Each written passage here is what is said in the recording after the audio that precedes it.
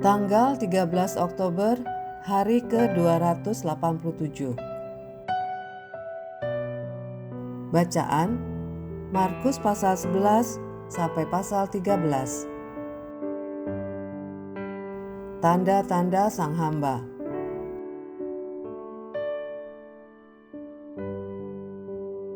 Garis besar.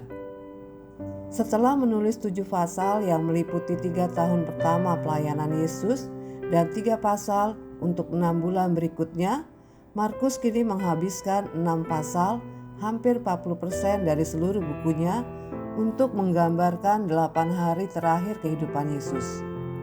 Selama minggu terakhir ini, Yesus banyak menghabiskan waktu di Bait Suci, berhadapan dengan imam-imam kepala, ahli-ahli Taurat, dan tua-tua dengan klaim-klaimnya yang tak terbantahkan. Meskipun seruan pemujaan Hosana mengumumkan kedatangannya di Yerusalem, hanya beberapa hari kemudian ia akan mendengar teriakan gila, "Salibkan dia!" Yesus sekarang mengambil langkah-langkah terakhirnya menuju salib.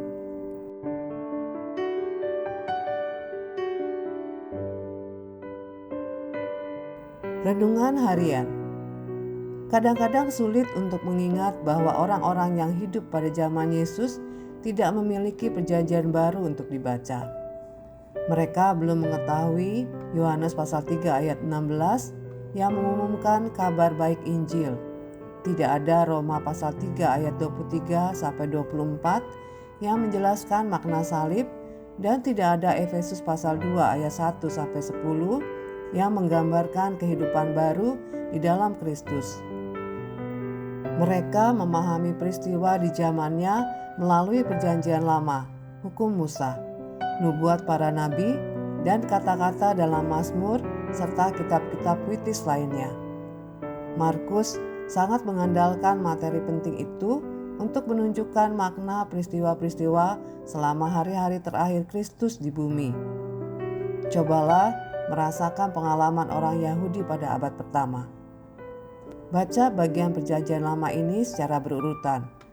Mazmur pasal 118 ayat 25 sampai 26, Yesaya pasal 56 ayat 7, Yeremia pasal 7 ayat 11, Mazmur 118 ayat 22 sampai 23, Keluaran pasal 3 ayat 6, Ulangan pasal 6 ayat 4 sampai 5, Imamat pasal 19 ayat 18, Mazmur pasal 110 ayat 1, Daniel pasal 9 ayat 27, pasal 11 ayat 31, pasal 12 ayat 11, dan Yesaya pasal 13 ayat 10.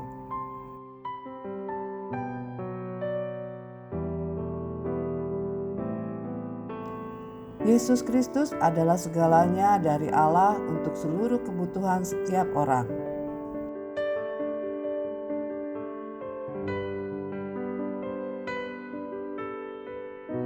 Pendalaman.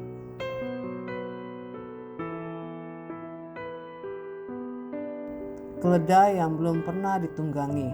Markus pasal 11 ayat 2. Dalam perjanjian lama, sesuatu yang dikhususkan untuk Tuhan, dipisahkan untuk tujuan khusus, tidak boleh pernah digunakan sebelumnya untuk tujuan serupa.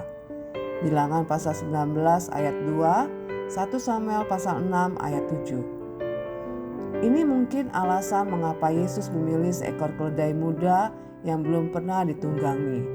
Markus pasal 11 ayat 2. Dan mengapa ia dikuburkan di makam baru yang belum pernah digunakan. Lukas pasal 23 ayat 53.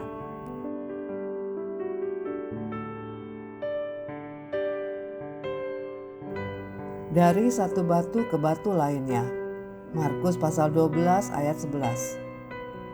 Ketika Yesus mengutip Mazmur pasal 118 ayat 22, kutipan tersebut muncul 5 kali dalam perjanjian baru. Misalnya dalam Markus pasal 12 ayat 10 sampai 11, dan narasi serupa dalam Matius dan Lukas, serta 2 kali oleh seseorang lain.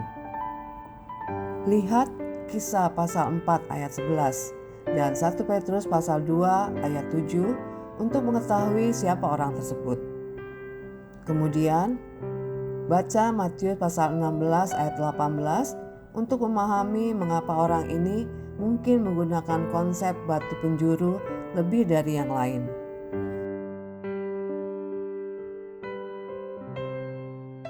Demikian renungan hari ini. Jika Anda ingin mendengarkan bacaan Alkitab hari ini, silakan buka tautan video yang tersedia di layar Anda. Amin. Tuhan Yesus memberkati.